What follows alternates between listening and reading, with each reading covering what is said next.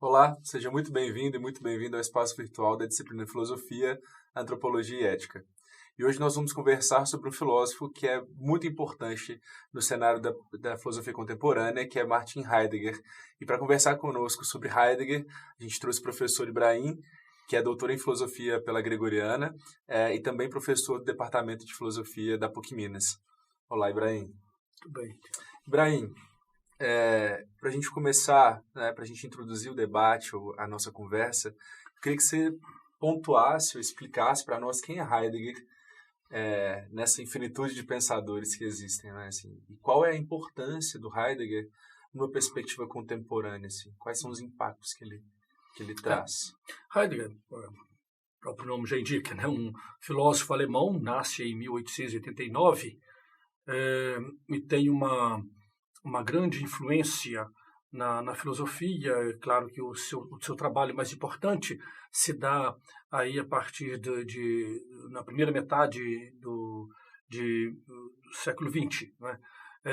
E a grande importância de Heidegger é exatamente o fato de ele ter condensado na filosofia contemporânea uma pergunta fundamental para toda a filosofia do pensamento, quer dizer, para todo o pensamento ocidental, que é a pergunta pelo ser, a questão sobre o ser. Ele retoma de um modo bastante significativo essa pergunta que, por assim dizer, acaba reestabelecendo uma discussão que diz respeito a toda a filosofia ocidental. É por isso que eu diria, Heidegger é o mais importante filósofo do século XX, talvez muito mais pelas críticas e pelas questões que ele suscita do que exatamente, né, por alguma outra solução que ele tenha conquistado, que ele tenha conseguido, né?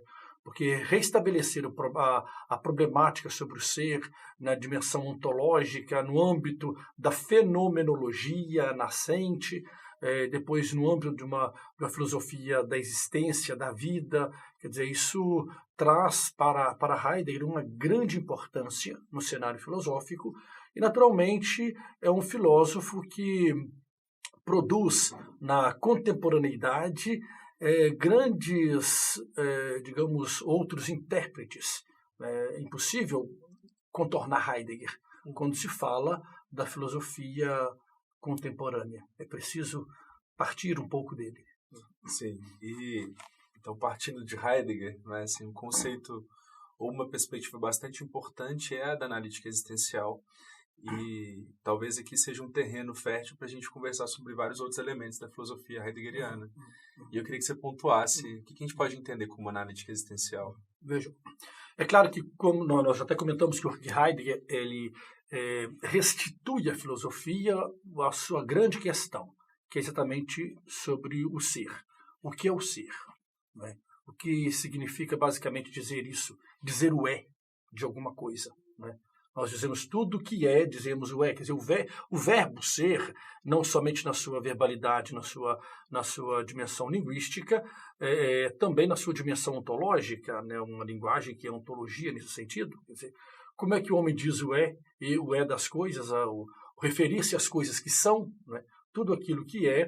Então, eu estou me referindo ao ser, né? Porque o ser é o ser de tudo aquilo que é. Né? O ser não é uma coisa que está antes do ente, ou, digamos, como se fosse uma esfinge que está por detrás do ente. O ser é sempre ser do ente. Né? Está bem, muito bem, por sinal. Mas é ser de cada coisa, né? O ser das coisas. A pergunta é exatamente o que intriga Heidegger. É exatamente isso. Olha, o ser desta coisa aqui não é essa coisa. Essa coisa é uma coisa que tem ser. Olha só, que tem ser. Ou seja, esta coisa está sendo. Se nós sairmos daqui, ela vai continuar aqui. Ou então alguém vai destruí-la, sei lá, ela tem a sua, digamos assim, outros diriam, a sua historicidade. Né? Essa historicidade eu não consigo ver. Olhando para essa flor, eu não consigo ver a sua historicidade, né? o seu sendo, por assim dizer. Então, o ser é o sendo de tudo aquilo que é. Eu vejo a coisa, né? Mas não vejo o ser. Heidegger está preocupado com este ser. né, com essa pergunta fundamental da filosofia. Mas onde está aí a analítica existencial? A analítica existencial está exatamente na tentativa que Heidegger faz de questionar agora sobre aquele que questiona sobre o ser. Quem questiona sobre o ser? É o homem. Né? É o homem. O homem, então, ele modifica a terminologia, porque a palavra o homem, humanidade, traz já um peso antropológico muito grande. Então ele modifica para Dasein. Dasein é o ser aí. É diferente desse ser aqui. Dasein é todo homem. É todo ser que está aí, que está aqui. Está em algum lugar e sabe disso. E reconhece isso. Né? Então ele começa então a fazer uma analítica existencial exatamente a partir do existir deste homem, né, deste ser que ele chama de Dasein, que está sempre em situação, por isso Dasein, aí ser, né, Dasein, a tradução fica muito complicada, mas é o ser que está sempre aí. Né? Digamos, esta flor não se sabe aqui, não se sabe aí. Né? O Dasein sabe-se, quer dizer, ele se dá conta deste aí. Por isso, é um ser que está sempre em situação, é o ser que propriamente existe, porque ele está lançado em situação. Heidegger, então, começa a fazer esta análise. Por isso, a analítica existencial combina perfeitamente com essa analítica do Dasein, analisar o modo de ser deste homem que faz a pergunta sobre o ser. Ainda nessa esteira, assim, né? Esse homem, então, pergunta sobre o próprio sentido da sua existência. A gente pode trazer dois elementos para essa discussão, que são a angústia e a finitude, talvez como categorias de reflexão desse homem que pensa a sua existência. Né? Então, como Heidegger pensa a angústia e a finitude?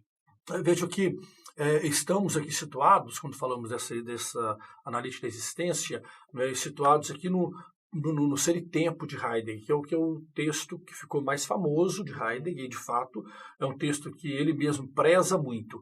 Esse texto é de 1927, né? Ele condensa todo um laboratório que Heidegger estabelece desde 1912, aí depois que a sua tese inicial, com vários textos e discussões ou pesquisas no âmbito da fenomenologia. Ele chega, então, a este texto com analisando exatamente esse modo de ser, né, o sentido do ser, né, a hermenêutica, por assim dizer, do próprio homem, do próprio, então, do Dasein, que está lançado no mundo. E se ele está lançado no mundo, ou seja, significa que ele está vinculado ao mundo, não há aquele ser ou aquele homem, por isso aqui não é tanto o existencialismo, é muito mais uma filosofia da ontologia, uma filosofia da existência ou da vida, quer dizer, esse homem está sempre lançado, não há como ele no momento em que ele não esteja lançado no mundo. Nesse primeiro momento de Heidegger, então, de Ser e Tempo, ele tem o quê? Algumas que nós chamamos ânimos fundamentais, estados de ânimos. Né? Quer dizer, não há como não ter, até dormindo, você tem um estado de ânimo. Você está lançado e vinculado ao mundo. Você não consegue se desvincular. Não é uma questão, por exemplo, aqui em Heidegger não tem mais uma consciência, de mundo que me diz, você está, não é uma questão racional. Não é questão nocional, não é uma questão psicológica. Independentemente de você saber ou não, você pode ser até um desprovido de razão, né? Quer dizer, que você está vinculado ao mundo. Desculpa te cortar, mas essa vinculação é muito importante para a fenomenologia, né? Assim, da noção do corpo, né? Assim, que ter consciência não é só ter razão, né? Ter consciência vai muito além de só ter razão de estar envolvido no contexto do fenômeno. Assim, independentemente da sua consciência. Né? Você está lançado. Então, quer dizer, isso aí são situações emotivas. Né? Digamos que diz respeito à afeição. São dimensões afetivas. tonalidades afetivas. Você está de um jeito ou de outro, está sempre de uma maneira. Ou triste, ou feliz, ou você está com raiva, ou você não está sabendo de si. Você não está em alguma situação. Porque você está lançado em situação. Você, de fato, da fenomenologia, totalmente está aqui, o âmbito da fenomenologia que Heidegger absorve de Husserl, né? Isso no sentido de que o homem, o ser lançado, significa que desde sempre, desde que você nasce, você está aí, já está envolvido no mundo, envolvido nessas realidades mundanas, né, digamos assim. Por isso que você tem aí a própria finitude, né? Você está lançado nessa história, nessa finitude do mundo, no mundo, né? Enquanto mundo. Você não tem um interior em Heidegger, né, que de fato faz você estar no mundo, né? Não há interior. O homem, o Dasein de Heidegger, não é digamos, um produtor de coisas, né? Mas é muito mais um lugar onde passa o sentido, por onde passa o sentido. O sentido não passa por este ente aqui, por essa coisa, né? É por isso aqui ou por qualquer outro ente. Mas o sentido passa pelo homem, né? O homem é capaz de dar sentido. Então ele dá sentido a este estar no mundo. Então, agora, esses modos de estar no mundo, dessas maneiras de se colocar no mundo, dessas dimensões afetivas, de afeição mesmo, de toque, de realidade vital, destas maneiras de estar no mundo, Heidegger privilegia, em ser e tempo, a angústia. O estar angustiado. O que é estar angustiado? Seria, digamos, a perspectiva mais rica, digamos, a dimensão afetiva mais rica que o homem poderia experimentar, né? Mas a angústia é muito curiosa, por isso que é distinta daquela de Sartre, né? Aqui a angústia é exatamente você a experimenta sem saber exatamente que você passa por angústia. Se você prepara a angústia, já não é angústia mais. Sim. Você sabe quando você está com tédio, você sabe quando você está com tristeza ou com decepção. Mas a angústia seria exatamente a retirada do chão. Você está sem país, né? Está despaisado, sem lugar. É como, talvez, uma experiência que às vezes fosse muito comum, quando a pessoa está diante de uma situação assim, muito, digamos, desajeitada, ele fica pensando assim, quem dera tivesse aqui um buraco para eu desaparecer imediatamente, né?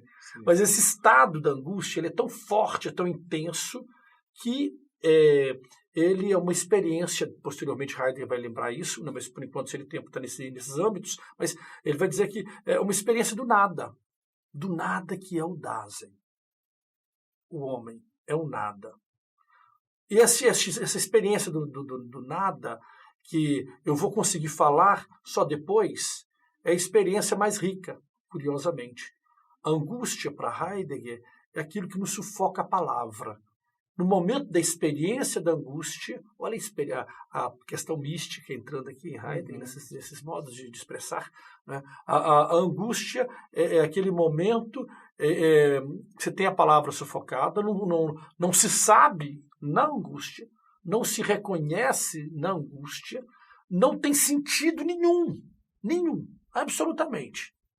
É como se fosse, de fato, a experiência do nada. E é, para Heidegger, a experiência do nada, né?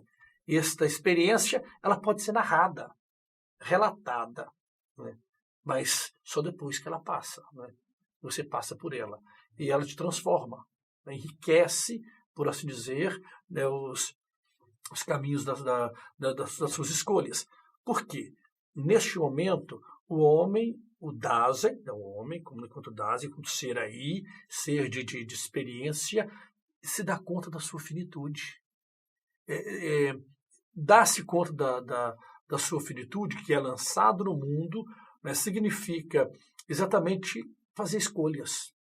Porque eu não sou nada, então eu posso escolher. Eu sou nada. Então nada é curioso aqui. Não é um niilismo com perda de sentido da vida, como muitos interpretam, né? Esse niilismo que perder rumos. Muito pelo contrário, o nada possibilita rumos. Para Heidegger, do nada provém algo, né? Não algo de ser, mas algo de modos de se portar. De tal maneira que aqui, então, o homem, de fato, ele é livre. Porque se ele é nada de ser, eu posso escolher qualquer coisa. Né? Porque eu não tenho nada, eu não sou nada. Quer dizer, por isso, a experiência da angústia possibilita exatamente a extrema liberdade. Acho que esse é um ponto interessante para nós, assim, porque é um curso de antropologia e de ética, sobretudo, né? E não tem como a gente falar de ética sem falar de liberdade. Então, só para a gente linkar com a temática da ética, né? Assim, como que é possível pensar, primeiro, essa liberdade como produtora de sentido a partir de uma existência que encontra o outro? Como que isso se alinha? Vejam só, Heidegger, nesse aspecto, o primeiro momento é preciso ficar bem claro esse dado que nós estamos dizendo aqui, de que a liberdade só é possível porque eu sou nada. Não é? Isso aqui é, aquilo ali é, tudo é. Eu sou nada. Nada de quê? A não ser uma passagem, né? Eu sou a passagem de sentido. Inclusive, por isso eu posso dar sentido.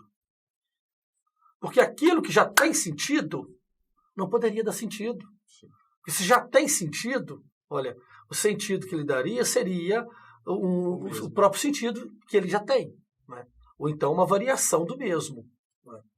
Então, nesse caso, o homem, de fato, nessa dimensão do nadificante, né, o nada que nadifica, então, quer dizer, ele é capaz de dar sentido. Esse dar sentido é o exercício da liberdade. Ele dá sentido ao mundo, à vida, às coisas, às realidades circundantes, né? Então, o próprio ser. Né? Por isso, o âmbito da hermenêutica em Heidegger é fundamental. A fenomenologia é fenomenologia hermenêutica, né? É uma ontologia hermenêutica. Então, nesse sentido, que é possível aplicar, digamos, sentidos às coisas, a tudo aquilo que é, etc., né? Como essa passagem. O homem é uma passagem para o sentido, e não alguma coisa de sentido. Olha. Então, nesse aspecto, o Heidegger ele é muito, digamos, desconfiado da palavra antropologia. Porque a antropologia, o termo antropologia, como conhecemos na história da filosofia, a antropologia ela dá um sentido ao homem. Né? O homem tem um sentido. Quer dizer, quem é o ser?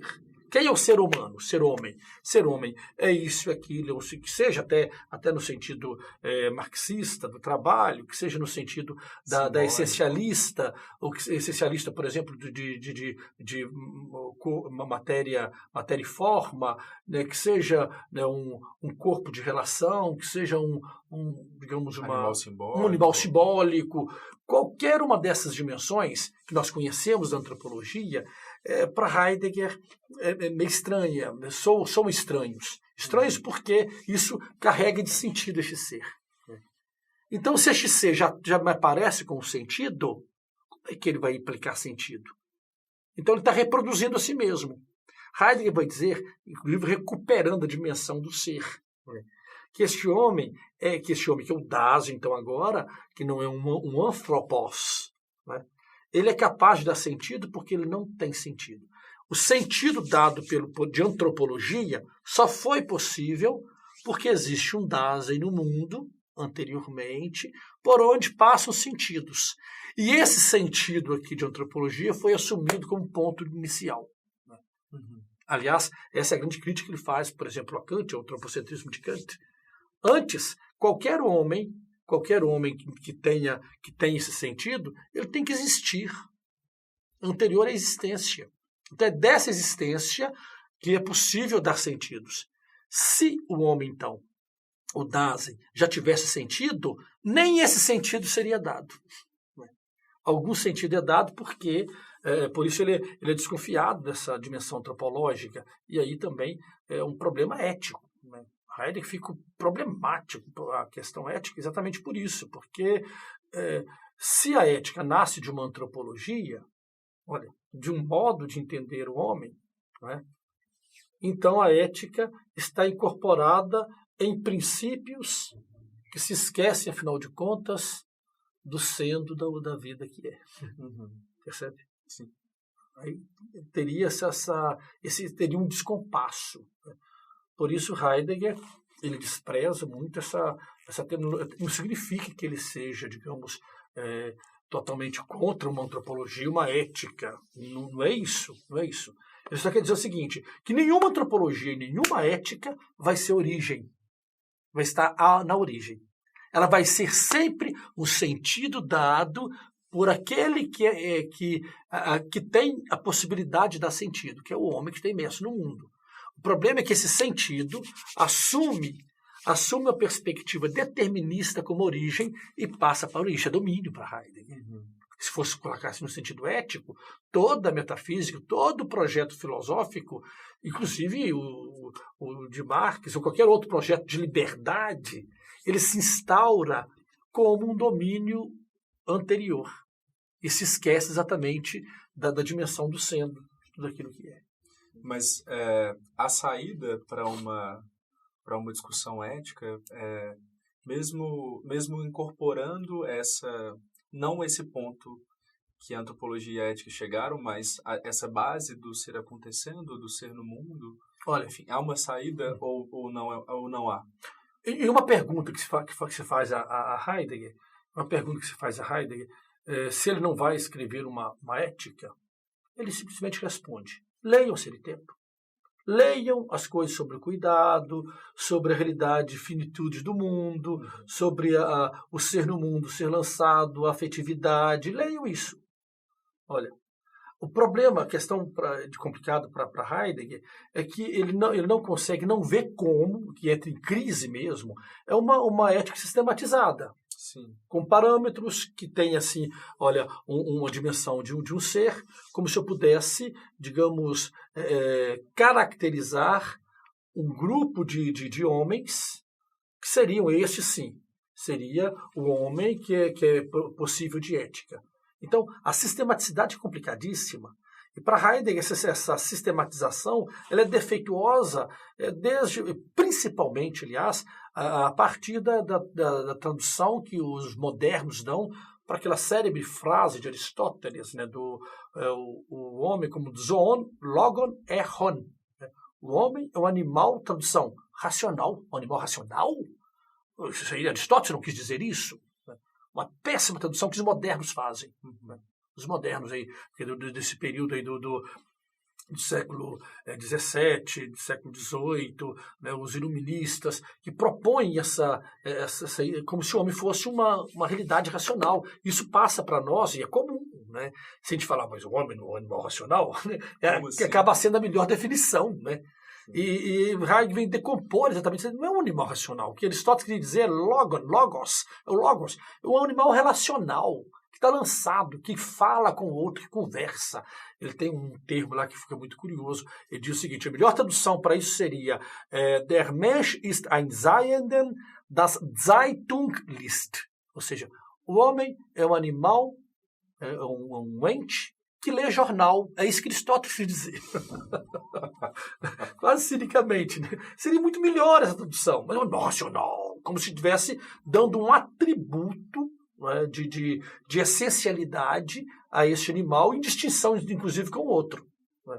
Então, veja só, se nessas perspectivas, olha, se eu sistematizo um âmbito assim, antropológico, ou então de onde vai nascer uma dimensão ética, olha, e a concepção ética, que é exatamente a questão relacional, então uma sistematicidade assim, seria impossível, sim, absolutamente impossível para Heidegger. Mas não problemas éticos. Esses problemas éticos eles existem, né? Com relação, quer dizer, o homem é um ser que é um ser com outro, né? Com outro homem, a dimensão do cuidado, né? Isso são relações, são dimensões, pudéssemos dizer assim, são dimensões éticas não sistematizáveis.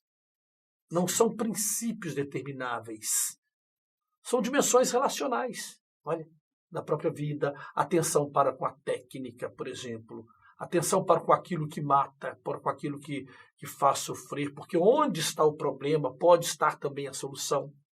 Olha, então, não é fugindo do problema que você vai solucionar, é saber o problema, onde está a raiz do problema. Quer dizer, essas questões todas fazem parte do próprio ser homem, né, do ser no mundo, né, de estar no mundo. Né.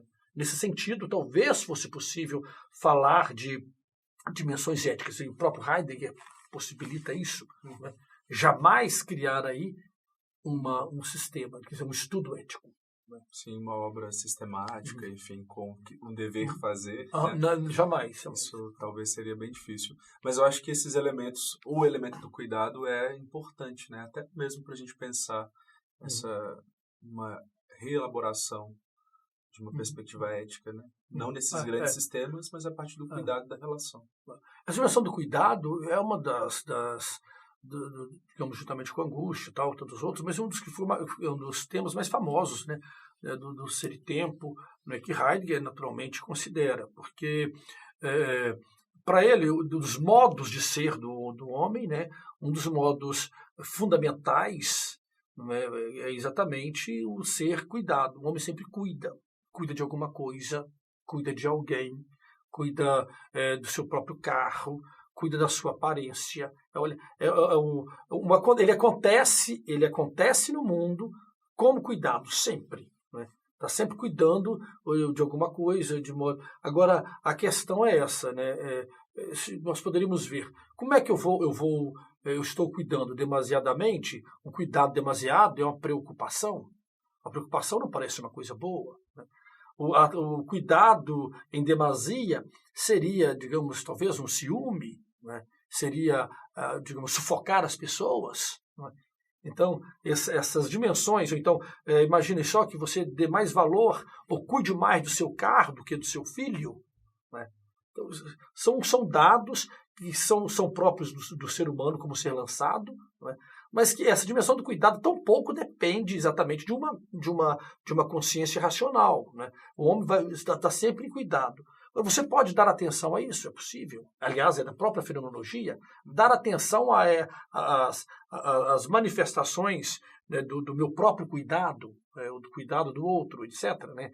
Digamos, essa capacidade de melhorar ou de se tornar cada vez mais o que você é, digamos. Você é um ser que está no fundo sempre se lançando para o futuro. Né? Então há essas possibilidades. Agora não tem como eu fazer uma equação, né? Como às vezes a ética faz. Por exemplo, para ele é complicado. Isso fica em aberto. Ele assume todas essas perspectivas. Essas são perspectivas da ética Nicômaco. A ética Nicômaco está, digamos, disseminada no Ser e Tempo. Ele é leitor assíduo de Aristóteles. Conhece o grego como um grego. Talvez fosse o mais grego dos filósofos. Né? Digamos, na língua grega, na cuidade que ele tem para com essa, não só com a língua, mas com a cultura grega. Então, imagina que Aristóteles está aí desenvolvido, mas ele não tem como falar, por exemplo, de prudência, de meio termo. Onde está o meio termo? Isso vai desaparecendo totalmente. Numa existência. Ou seja, uma ética possível seria uma ética, digamos, em que deixa acontecer primeiro. Não é uma ética de preparar para ser. Né? Não tem como, como estou dizendo, muito menos o dever ser de Kant. Tampouco a ética das virtudes. Das virtudes que sejam, digamos, gregas e medievais. Né? Porque esta ética ela está, assim, digamos, como que ainda ancorada naquele princípio. Faça isso e aquilo e será feliz. Né? Tem uma equação, que é muito interessante. Mas só que o problema é que, para Heidegger, esta ética, ela parte o quê? Ela parte sempre de um princípio metafísico que está, né, suposto. Aí a pergunta que Heidegger faz: esse princípio é real? Ele existe em si mesmo? Olha só. Então, você retira o princípio, retira a base. Você vai ter o quê? Vai ter existência, meu irmão. A existência. E ela se configura e se desenha. Exato, né? exato. Na sua realidade.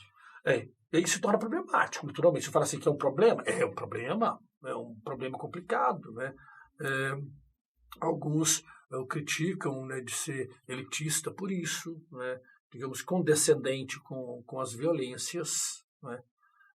Mas o problema é o seguinte, o que Heidegger diria ser uma violência é o fato de se retirar essa existência e colocá-la aqui, né, em um suporte determinado. E cada época vai ter um suporte. E toda época que tem um suporte, se esquece. Para que tenha um suporte, esteja em algum lugar. Esse suporte também. Né? Por isso, Heidegger fica oscilante. É um pensamento muito oscilante. Alguns diriam muito perigoso. Né? E é perigoso mesmo. Ele sabe disso. Mas por quê? Porque a vida é perigosa. O viver é perigoso. É arriscar. Isso aqui, ele já está absorvendo Nietzsche. Olha, por aquilo que pareça. Né? Quer dizer, viver é andar no fio da navalha. Né? Viver realmente. Né? Ou então, você se pula para uma plataforma, né? E essa plataforma poderia perguntar, olha, tá, você pode estar até feliz nessa plataforma, né? Mas essa plataforma não é o viver. Quer dizer, você está, digamos, produzindo um modo. Né? Então, mais radicalmente, a vida é um risco.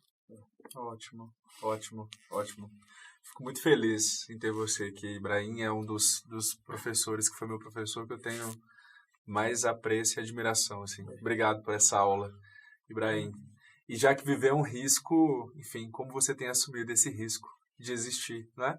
Então a gente fica por aqui, um forte abraço e até mais.